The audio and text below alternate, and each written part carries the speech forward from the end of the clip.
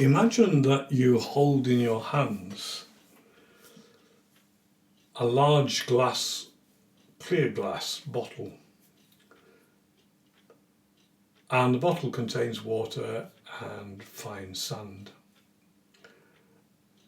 And you shake the bottle vigorously, and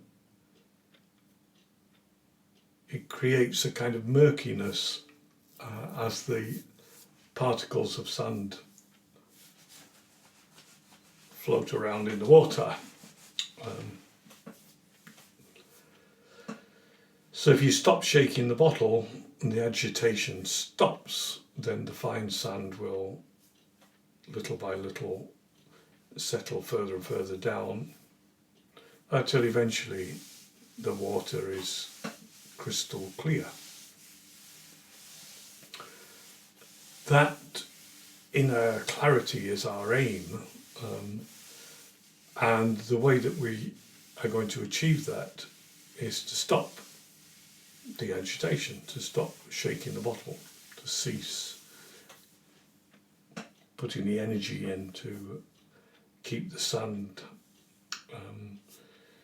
in movement.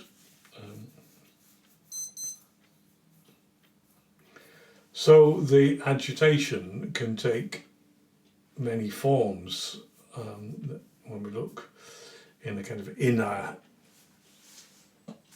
perspective. It can be fear, worry, anxiety, but one way and another they all equate to wasted energy. And that wasted energy hampers the clarity and the stillness that we want to achieve. So how do we set about a process of what in effect, if it's successfully achieved, is containing wasted energy? A little further down the line, we consider if we have that those savings, we have that extra energy. How do we apply it? Direct it. But consider that at any one moment in life, there'll be good tension and there'll be good release. And good tension is just enough. Just enough is efficient, economical, and bad tension is really unnecessary tension, holding, fixity. Bad release is interesting because it represents a laxity, a collapse, flaccidity, inertia. It equates psychologically with giving in, caving in. Good release is something quite different. It's sparkling, it's energizing, and it's in an interaction, in a working partnership with the process of getting rid of bad tension, where things have got tight, held, fixed, stuck. Good release is working to sparkle things up. So that's our aim, and let's just reprise that.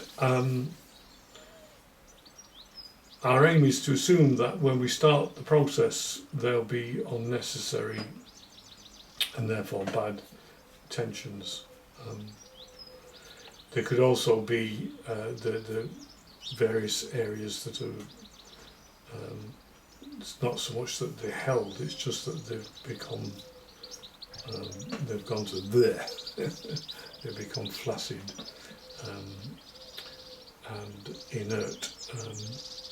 So that's our aim, is to find clarity and inner clarity, and somewhere a little further down the line, we want to use that inner clarity in order to be able to direct wasted energy,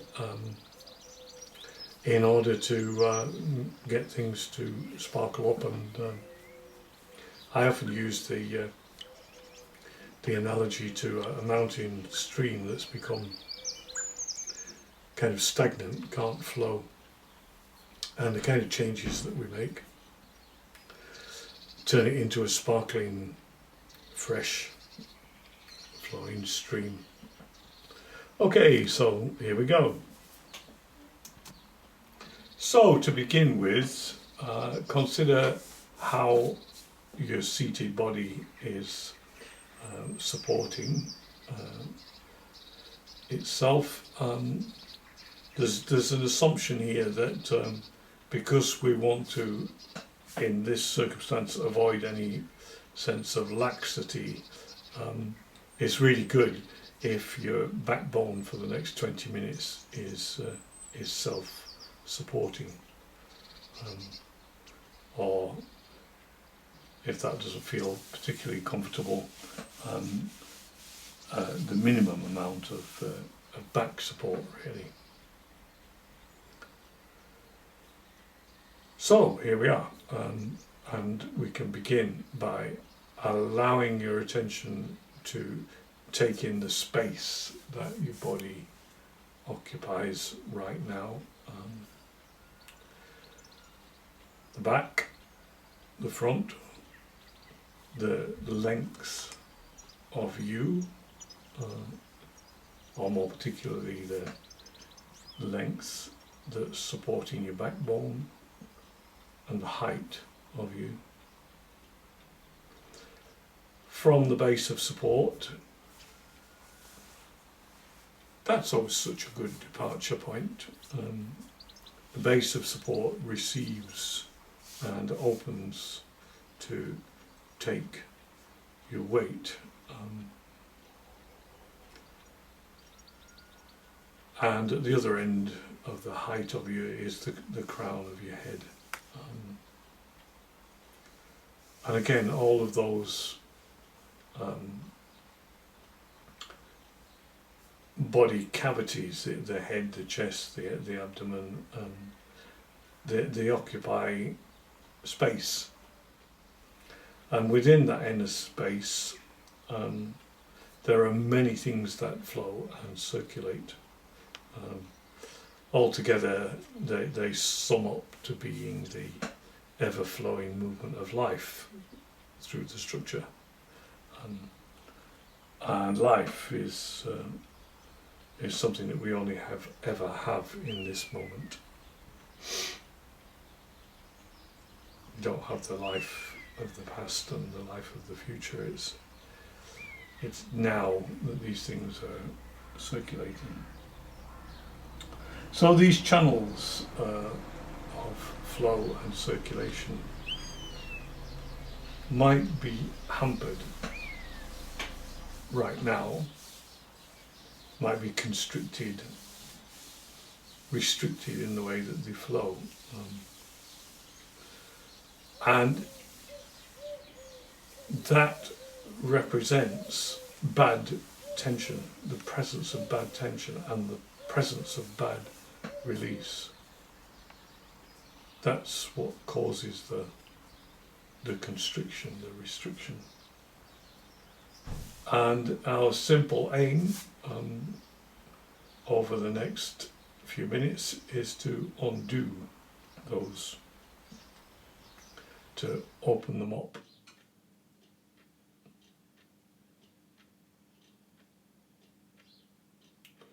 Just bear in mind that as we go through this process, that letting go never involves collapse. or giving up, caving in. That is not part of the program at any point. In other words, the letting go always adds to the sense of life moving more briskly through various channels of circulation.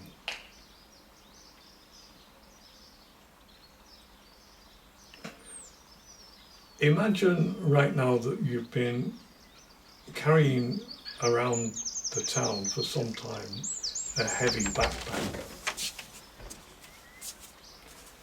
And when you get to your destination, you put the backpack down, and the chances are you'll go, oh, thank goodness for that. And it's that involuntary sigh that gives us a little clue as to when you're working successfully and finding bad tension and letting it go, then it's always accompanied by an easing and release of the breath. So the holding of bad tension is also matched by held breath. It's not too big a leap there to understand that when there's a massive amount of anxiety and agitation, the breath becomes very, very shallow indeed. And that is what happens, if we go to the extreme edge of a lot of agitation. And once again, the theme, the underlying theme, is to, by undoing the fixity and holding, or the flaccidity of bad tension and bad release, by letting those go, is to find another baseline of inner clarity. So a little further down the line, we can begin to have literal insight. We can see how we can direct life energies, the flow of life energies, in a more healing and constructive way.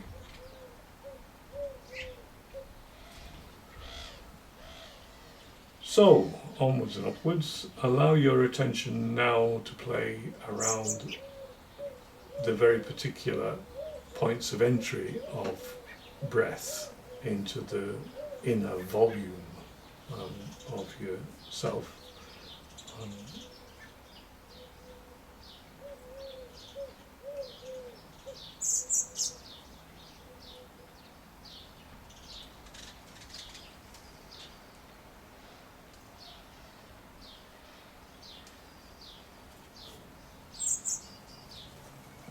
We're about to take a head-to-toe scan,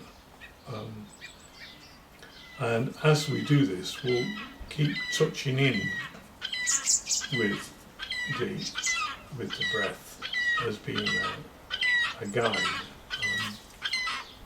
and we're starting that process of working along with the breath on the outside surface, its point of entry, in other words. And a little further down the line, we'll be working with the finer energy of the breath as it flows through the various channels, meridians. But for the moment, we're going to make a start with the crown of your head.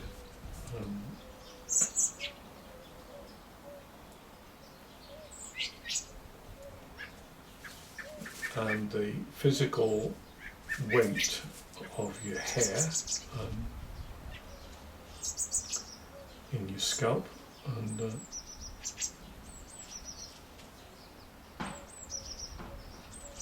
the way that weight right now is being managed.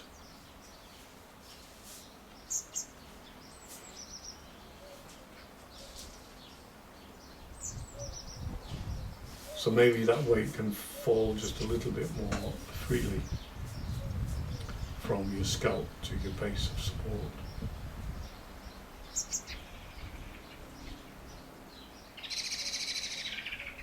Along with all the other different physical bone work of the head, the jaw, the muscles of the face.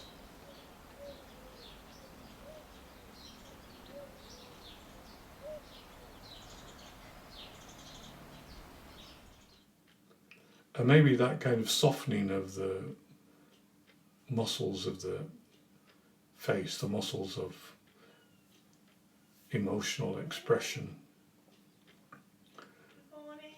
as they soften and open,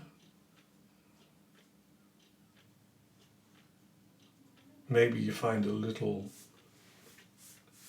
bit of extra breath to release.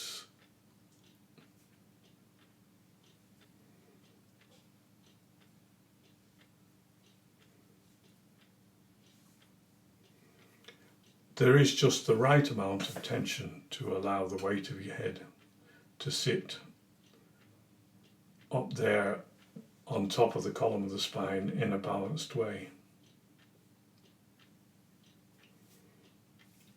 The more balanced it is, the less fixed it becomes, the less energy is used to support the physical weight.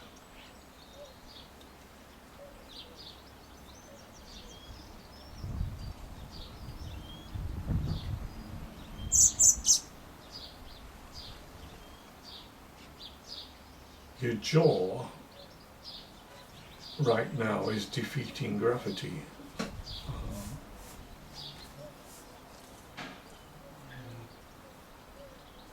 So once again, we want to achieve something like only just the necessary tensions that prevent your jaw from dropping onto your chest. Use that expression, if somebody's shocked, his jaw dropped. That sense of a letting go.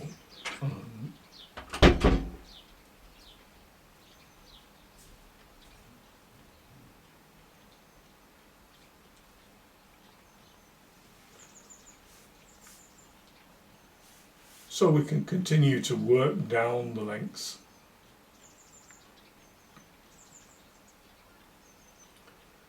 From the crown of your head, the weight of your head, the place where the weight of your head is managed through very complex muscle arrangements where the neck meets the collarbone and the breastbone.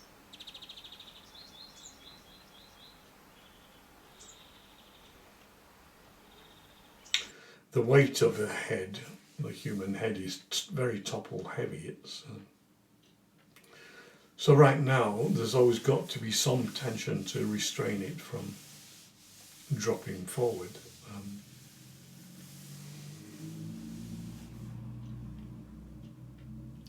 So again, we want to discover the just enough tensions that are necessary to stop it from nodding off, which of course is what would happen if the muscles collapsed and you fell off to sleep.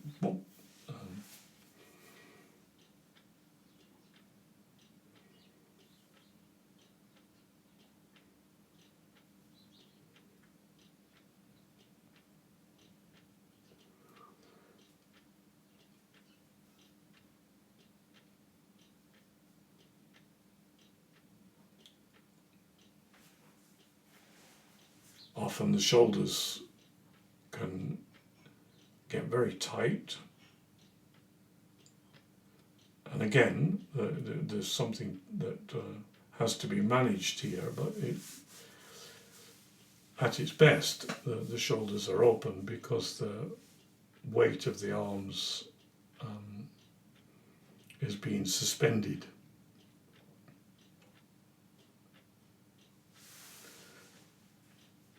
So sometimes that softening release to the elbows can create a little bit more space for the breath to ease out.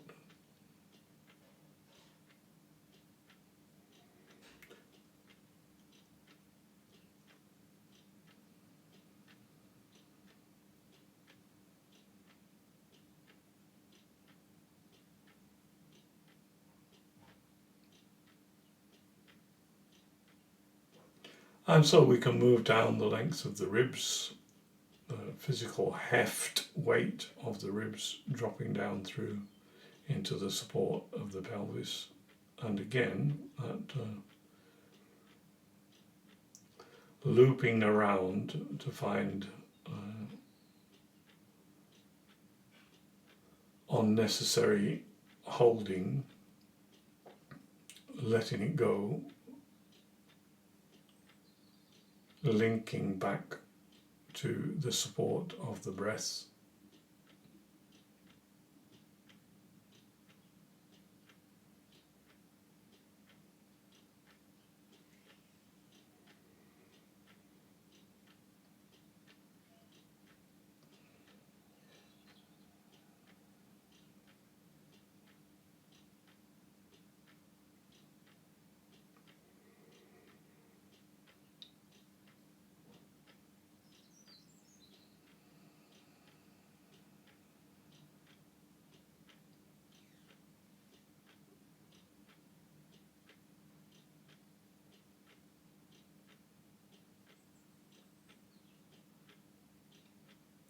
So all of those volumes, the spaces that the body occupies, the space of your fingers, the space of your elbows and armpits, and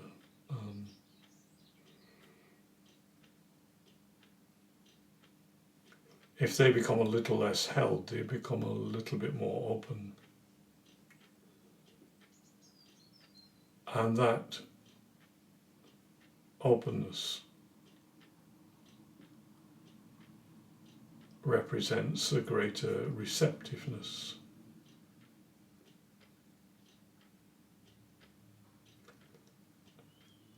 And with it, a greater clarity. It's the sand being able to settle because there's no longer the wasted energy of whatever was agitating.